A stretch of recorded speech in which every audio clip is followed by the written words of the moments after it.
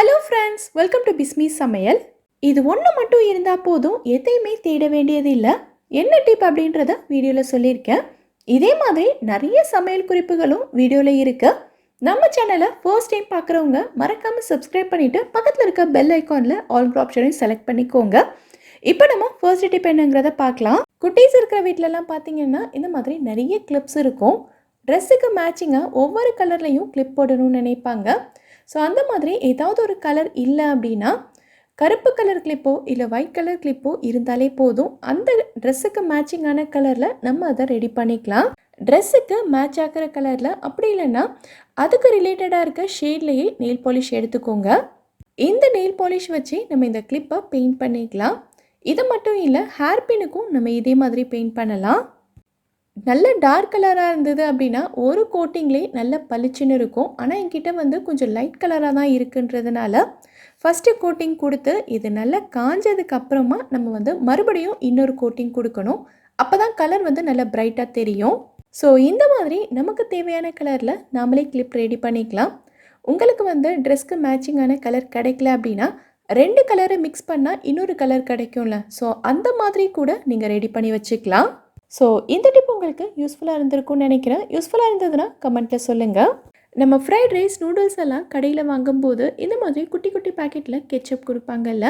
எக்ஸ்ட்ராவாக இருக்கிறதெல்லாம் எடுத்துகிட்டு நம்ம கிச்சனில் அங்கே இங்கேன்னு போட்டு வச்சுருவோம். நமக்கு தேவைப்படும் போது எங்கே இருக்குன்னே தெரியாது.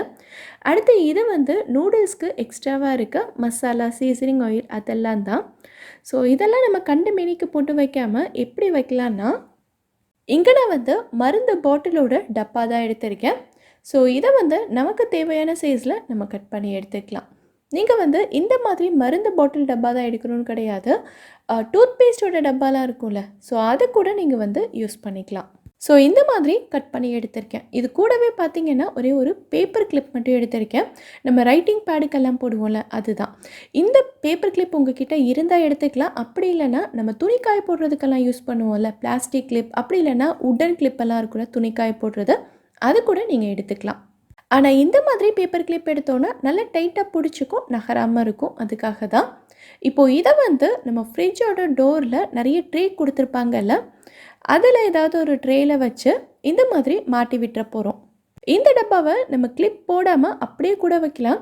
ஆனால் பார்த்திங்கன்னா ஒவ்வொரு தடவையும் நம்ம ஃப்ரிட்ஜை திறக்கும் போதும் வேறு ஏதாவது பொருள் எடுக்கும் போதும் டப்பா நகர்ந்துக்கிட்டே இருக்கும் அங்கே இங்கேன்னு. ஸோ கிளிப் போட்டு வச்சுட்டோம் அப்படின்னா எவ்வளோ நாளானாலும் நகராமல் அதே இடத்துல இருக்கும். இப்போது இதில் எக்ஸ்ட்ராவாக இருக்க கெச்சப் இல்லை குட்டி குட்டி சாஷே இது எல்லாத்தையும் வச்சு நம்ம நீட்டாக ஆர்கனைஸ் பண்ணிக்கலாம். ஸோ அங்கே இங்கேன்னு நம்ம ஒவ்வொரு தடவையும் தேடிட்டு இருக்க வேண்டியதில்லை. ஃப்ரிட்ஜை திறந்தோன்னா நம்ம கண்ணு முன்னாடியே இருக்கும், டக்குன்னு எடுத்து யூஸ் பண்ணிக்கலாம். ஸோ இந்த மாதிரி ட்ரை பண்ணி பாருங்கள். இப்போ நம்ம அடுத்த டிப் என்னங்கிறத பார்க்கலாம். நம்ம வீடியோட கமெண்ட்டில் ஒரு சிஸ்டர் கேட்டிருந்தாங்க, நம்ம கடையில் வாங்குகிற மசாலா பேக்கெட்லலாம் சீக்கிரமாக வந்தது, ஸோ அதை எப்படி ஸ்டோர் பண்ணணும்னு சொல்லுங்கன்னு. நம்ம ரெகுலராக யூஸ் பண்ணுற மசாலா எதுவுமே நான் கடையில் வாங்குறது இல்லை. நம்ம எப்போயாவது யூஸ் பண்ணுவோம்ல, இந்த மாதிரி சாட் மசாலா, பாவ் பாஜி மசாலா இதெல்லாம் மட்டும்தான் நான் கடையில் வாங்குகிறேன். ஸோ இதை எப்படி ஸ்டோர் பண்ணணும்னு சொல்கிறேன். இந்த மாதிரி மசாலாலாம் நான் தனியாக டப்பாவில் கொட்டி இதுக்காக தனியாக ஸ்பூன் போட்டு வச்செல்லாம் யூஸ் பண்ணுறது இல்லை. இதெல்லாம் நம்ம ரெகுலராக யூஸ் பண்ண மாட்டோம், நான் எப்போயாவது தான் எடுப்போம். ஸோ அப்படியே பேக்கெட்டோடையே தான் வச்சுருப்பேன். ஓப்பன் பண்ண பேக்கெட்டை இந்த மாதிரி நல்லா டைட்டாக ஒரு கிளிப் போட்டு மாட்டிக்கிறேன். இந்த கிளிப் இல்லை அப்படின்னா இதுக்கு பதிலாக நீங்கள் ரப்பர் பேண்ட் கூட யூஸ் பண்ணிக்கலாம். பிரிச்சுட்டு அப்படியே சும்மா வைக்காமல் ஒரு ரப்பர் பேண்ட் போட்டு நல்லா கட்டி வச்சோம் அப்படின்னா மசாலா ரொம்ப நாளைக்கு அதோட வாசனை மாறாமல் நல்லா ஃப்ரெஷ்ஷாகவே இருக்கும். அடுத்ததாக நம்ம மசாலா பேக்கெட் எல்லாம் வைக்கிற மாதிரி ஒரு டப்பா எடுத்துக்கிறேன். டப்பாவுக்கு மூடியெல்லாம் தேவையில்லை, நம்ம அப்படியே தான் வச்சு யூஸ் பண்ண போகிறோம். இந்த மசாலா பேக்கெட் எல்லாம் எடுத்து டப்பாவில் வச்சுட்டு இதை நம்ம வெளியில் வைக்க போகிறது இல்லை, அப்படியே எடுத்து ஃப்ரிட்ஜுக்குள்ளே தான் வைக்க போகிறோம். இதை நம்ம ஃப்ரிட்ஜோட டோரில் தான் ஸ்டோர் பண்ண போகிறோம். சிலர் மசாலா பாக்கெட் எல்லாம் ஃப்ரிட்ஜில் தான் போட்டு வச்சுருப்பாங்க. ஆனால் எங்கே வச்சோன்னே தெரியாமல் நம்ம தேடி எடுக்கிற அளவுக்கு வச்சுருப்பாங்க. ஆனால் இந்த மாதிரி நம்ம ஸ்டோர் பண்ணி வைக்கும்போது பார்க்குறதுக்கும் நல்ல நீட்டாக இருக்கும். நமக்கு தேவைப்படும் போது டக்குன்னு எடுக்கிறதுக்கும் ஈஸியாக இருக்கும். ஸோ வண்டு பூச்சியெல்லாம் வராமல் நம்ம நிறைய நாளைக்கு ஸ்டோர் பண்ணி வச்சுக்கலாம். பார்க்குறதுக்கும் நல்ல நீட்டாக ஆர்கனைஸ்டாக இருக்கும். தேட வேண்டிய அவசியமும் இல்லை. இந்த மாதிரி ட்ரை பண்ணி பாருங்கள். இப்போ நம்ம அடுத்த டிப் என்னங்கிறத பார்க்கலாம். நம்ம வீட்டில் குழந்தைங்களோடது, பெரியவங்களோடதுன்னு சொல்லிட்டு நிறைய மருந்து பாட்டில் இருக்கும். ஒவ்வொரு தடவையும் இதை நம்ம யூஸ் பண்ணும்போது கைப்பட்டு இதில் இருக்கக்கூடிய மேனுஃபேக்சரிங் டேட், எக்ஸ்பைரி டேட் எல்லாம் நமக்கு அழிஞ்சு போயிடும். மேனுஃபேக்சரிங் டேட் அழிஞ்சு போயிருச்சுன்னா பிரச்சனை இல்லை. ஆனால் எக்ஸ்பைரி டேட் அழிஞ்சு போயிருச்சுன்னா இதை எவ்வளோ நாளைக்குள்ளே இந்த மெடிசனை நம்ம யூஸ் பண்ணி முடிக்கணுங்கிறது தெரியாமலே போயிடும். சில சமயங்களில் எக்ஸ்பயர்டான மருந்தை கூட நம்ம குழந்தைங்களுக்கு கொடுக்கறதுக்கு வாய்ப்பும் இருக்குது.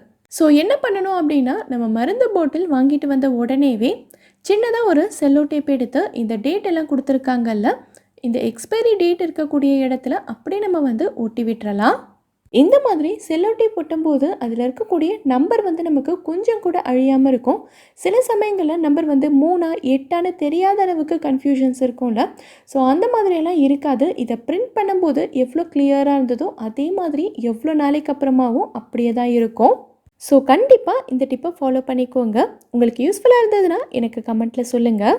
அடுத்ததாக பார்த்தீங்கன்னா, குட்டீஸ்லேருந்து பெரியவங்க வரைக்கும் எல்லாருக்குமே ரொம்ப ரொம்ப பிடிச்ச ஒரு ஸ்நாக் ரெசிபி தான் பார்க்க போகிறோம். ரோட் சைட் காளான் தான். செய்கிறது ரொம்ப ரொம்ப சிம்பிள். ஆனால் டேஸ்ட்டு பார்த்தீங்கன்னா அவ்வளோ சூப்பராக இருக்கும். இல்லை 1 கப் அளவுக்கு முட்டைக்கோஸ் சேர்த்துருக்கேன். கூடவே 1 கப் காளான் இந்த மாதிரி குட்டி குட்டியாக கட் பண்ணி வச்சுருக்கேன். அதே உள்ளே சேர்த்துக்கிறேன். கடைகளில் செய்யும்போது இந்த ரெசிபிக்கு முட்டைக்கோஸ் தான் அதிகமாக சேர்த்துருப்பாங்க. நம்ம காளானை தேடி கண்டுபிடிக்கணும், அந்த மாதிரி தான் சேர்த்துருப்பாங்க. நான் இன்றைக்கு ரெண்டுமே ஒரே அளவுகளில் சேர்த்துருக்கேன். நீங்கள் முட்டைக்கோஸை அதிகமாக சேர்த்துட்டு காளானை கம்மியாக சேர்க்குறதா இருந்தாலும் சேர்த்துக்கலாம். டேஸ்ட்டில் எந்தவித மாற்றமும் இருக்காது, ஒரே மாதிரி தான் இருக்கும். இது கூட 1/2 கப் அளவுக்கு மைதா சேர்த்துக்கிறேன். 1/4 கப் அளவுக்கு சோள மாவு, கூடவே 1/2 டீஸ்பூன் அளவுக்கு இஞ்சி பூண்டு விழுது சேர்த்துக்கிறேன். 1 டீஸ்பூன் அளவுக்கு காஷ்மீரி மிளகாய்த்தூள் சேர்த்துக்கிறேன். காஷ்மீரி மிளகாய்த்தூள் சேர்த்தோன்னா இதோட கலர் ரொம்ப நல்லாயிருக்கும். நம்ம தனியாக ஃபுட் கலர் சேர்க்க வேண்டிய அவசியம் இருக்காது. கூடவே 1/2 டீஸ்பூன் அளவுக்கு கரம் மசாலா, தேவையான அளவுக்கு உப்பு. இப்போ இது எல்லாத்தையும் நம்ம ஒன்றா கலந்துக்கலாம். நம்ம இதை மிக்ஸ் பண்ணும்போது தண்ணி எதுவும் சேர்க்கக்கூடாது. நம்ம சேர்த்துருக்க முட்டைக்கோஸ்லேயும் காளான்லேயும் இருக்க தண்ணியே இதை பைண்ட் பண்ணுறதுக்கு கரெக்டாக இருக்கும். தனியாக தண்ணி எதுவும் சேர்க்காதீங்க, அப்புறம் மாவு ரொம்ப தண்ணி ஆகிடும். பொதுவாகவே காளான் நல்லா தண்ணி விடும். ஸோ இதில் நீங்கள் ஒரு சொட்டு தண்ணி கூட சேர்க்கக்கூடாது. தண்ணி சேர்க்காமலேயே இந்த அளவுக்கு நல்லா மிக்ஸ் பண்ணி எடுத்துக்கோங்க. பாருங்கள், இந்த அளவுக்கு வந்திருக்கு. இந்த மிக்சர் உங்களுக்கு ரொம்ப தண்ணி ஆகிடுச்சுன்னா நீங்கள் இன்னும் கொஞ்சம் மைதா மாவு சேர்த்து பிசைஞ்சிக்கோங்க, அப்போ கரெக்டாகிடும். இப்போது இது எல்லாத்தையும் நம்ம எண்ணெயில் சேர்த்து பொரிச்சு எடுத்துடலாம். கடாய் நல்லா காஞ்சதும் இதை பொரிக்கிறதுக்கு தேவையான அளவுக்கு எண்ணெய் சேர்த்துருக்கேன். எண்ணெய் சூடானதும் இதை கொஞ்சம் கொஞ்சமாக உள்ளே சேர்த்துடலாம். சும்மா கையில் எடுத்து எண்ணெயில் போட்டாலே போதும். இதை கரெக்டான ஷேப்பில் தான் பொரிச்சு எடுக்கணுன்ற அவசியம்லாம் இல்லை.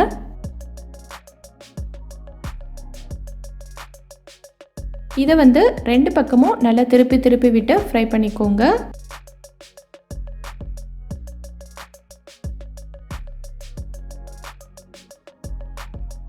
இப்போ நம்ம இதை வெளியில் எடுத்துடலாம். இப்போ நான் எல்லாத்தையுமே ஃப்ரை பண்ணி எடுத்துட்டேன். இப்போ இதை குட்டி குட்டியாக நம்ம நல்லா பிச்சுக்கலாம். இதை நம்ம அப்படியே மசாலாவில் சேர்த்துட்டோன்னா இது உள்ளாரெல்லாம் மசாலா சரியாக ஏறாது, அப்புறம் சாப்பிட்றதுக்கே நல்லா இருக்காது. அதனால் இந்த மாதிரி குட்டி குட்டியாக பிச்சுக்கோங்க.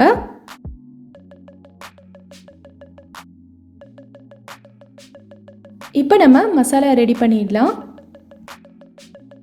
ஒரு பேன் நல்லா சூடானதும் அதில் 2 டேபிள் ஸ்பூன் அளவுக்கு எண்ணெய் சேர்த்துக்கிறேன்.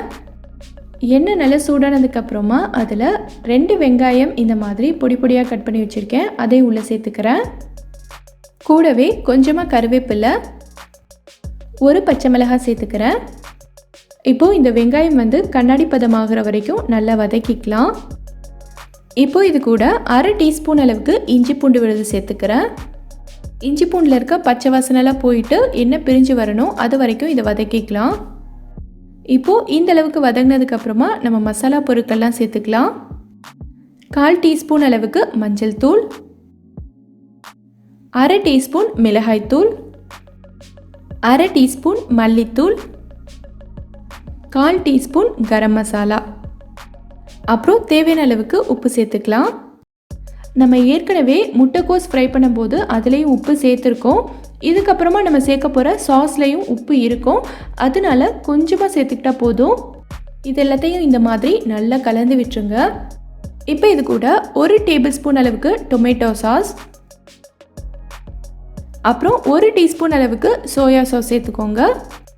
கடைகளில் செய்யும்போது இந்த ரெசிபி இந்த மாதிரி சாஸ் சேர்த்து தான் செய்வாங்க. அப்போ தான் நமக்கு அதே டேஸ்ட் கிடைக்கும். உங்ககிட்ட சாஸ் இல்லைன்னா நீங்கள் 2 தக்காளியை மிக்சியில் சேர்த்து நல்லா அரைச்சிட்டு சேர்த்துக்கோங்க. அப்போ கரெக்டாக இருக்கும். இப்போ நான் 1 டீஸ்பூன் அளவுக்கு சோள மாவு எடுத்திருக்கேன். இது கூட நம்ம தண்ணி சேர்த்து இதை நல்லா கரைச்சிக்கலாம். இப்போ பாருங்கள், இந்த மாதிரி நல்லா கரைச்சாச்சு. இதை நம்ம உள்ளே சேர்த்துக்கலாம்.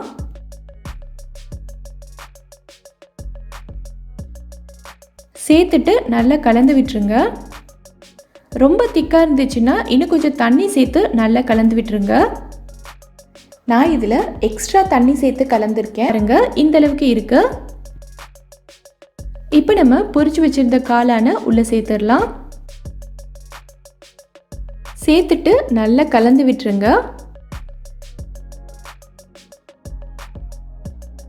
இந்த மாதிரி வந்ததுக்கப்புறமா நம்ம ஸ்டவ் ஆஃப் பண்ணிக்கலாம். நீங்கள் இன்னும் நம்மளோட சேனலை சப்ஸ்கிரைப் பண்ணலைன்னா ப்ளீஸ் கீழே இருக்க ரெட் கலர் சப்ஸ்கிரைப் பட்டனை கிளிக் பண்ணி சப்ஸ்கிரைப் பண்ணுங்கள். பக்கத்தில் இருக்கக்கூடிய பெல் ஐக்கானையும் கிளிக் பண்ணி அதில் ஆல்ங்கிற ஆப்ஷனை செலக்ட் பண்ணுங்கள். அப்போ தான் நான் அடுத்தடுத்து போடுற வீடியோஸ் உங்களுக்கு நோட்டிஃபிகேஷனில் உடனுக்குடன் தெரிய வரும். இப்போ நம்மளோட ரோட் சைட் காளான் ரொம்ப சூப்பராக ரெடி ஆயிடுச்சு. இதை சர்வ் பண்ணும்போது இது மேலே கொஞ்சமாக பொடியாக கட் பண்ண வெங்காயம், கொஞ்சமாக பொடியாக கட் பண்ண மல்லி இலை சேர்த்துட்டு சர்வ் பண்ணுங்கள். ரொம்ப சூப்பராக இருக்கும். இந்த ரெசிபியை ட்ரை பண்ணி பாருங்கள். ட்ரை பண்ணிவிட்டு எப்படி வந்ததுங்கிறத கீழே இருக்கக்கூடிய கமெண்ட் பாக்ஸில் சொல்லுங்கள். இந்த வீடியோவில் நான் சொல்லியிருக்க விஷயங்கள் எல்லாமே உங்களுக்கு ரொம்பவே யூஸ்ஃபுல்லாக இருந்திருக்கும்னு நினைக்கிறேன். இதுலேருந்து ஏதாவது ஒன்று உங்களுக்கு யூஸ்ஃபுல்லாக இருந்தாலும் மறக்காமல் எனக்கு கமெண்ட்டில் சொல்லுங்கள். இந்த வீடியோ பிடிச்சிருந்தா லைக் பண்ணுங்கள். உங்கள் ஃப்ரெண்ட்ஸ், உங்கள் ஃபேமிலி மெம்பர்ஸ்க்கு இந்த வீடியோ யூஸ்ஃபுல்லாக இருக்கும்னு நினச்சிங்கன்னா கண்டிப்பாக ஷேர் பண்ணுங்கள். மறக்காமல் நம்ம பிஸ்மி சமையலுக்கு சப்ஸ்கிரைப் பண்ணிவிட்டு பக்கத்தில் இருக்கக்கூடிய பெல் ஐக்கானில் ஆப்ஷன் ஆலும் கிளிக் பண்ணுங்கள். தேங்க்யூ.